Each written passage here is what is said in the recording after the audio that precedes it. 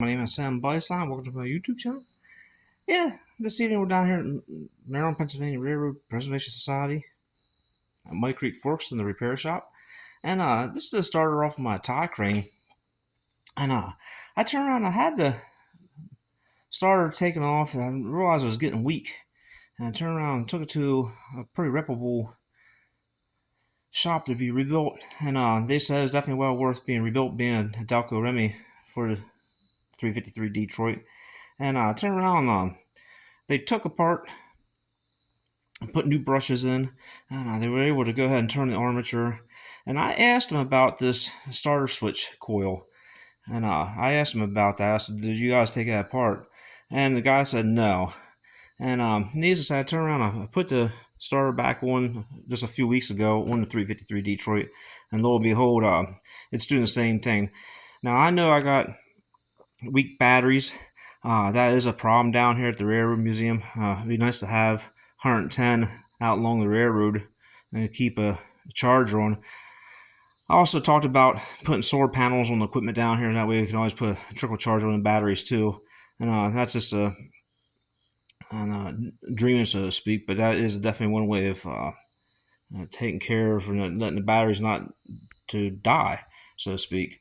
And so what I did here, and I turned around, I was able to buy a brand new one of these. So what I did is I went ahead and these holes are oblong right here. This one's oblong, and this is oblong too. What I did is I went ahead and put a witness mark right here, stamped it in the casing, and I stamped it with a center punch right here.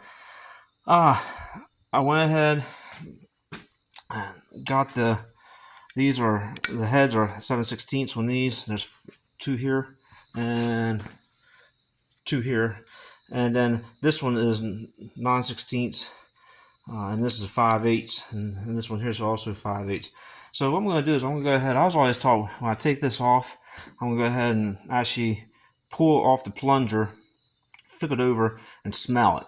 The nose knows. They always say that if it smells like it's burnt on the inside, just throw it away. They already told me that a long time ago from the old Detroit guys. Always told me that with these starter solenoid coils.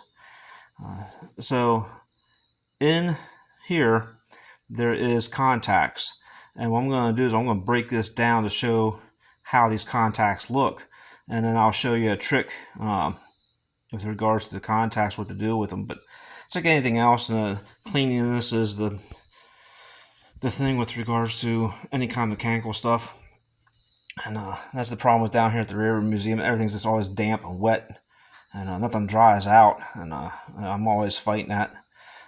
So, okay, I'll go ahead and remove this, and I'm going to smell it and take a look at it, and I'll go ahead and we'll break this down here and see how, see what she looks like on the inside. One thing I did do is when I went ahead and pulled this back off the Detroit, I did take notice that it was hung in the ring gear again. And the business side is over here. That's where it comes out and engages into the flywheel and the ring gear.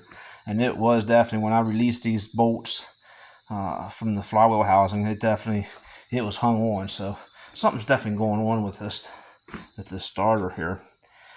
All right. I want to thank everybody for watching my YouTube channel, and we'll see you on the next go around. We'll see what we got here in a few minutes. Thank you for watching.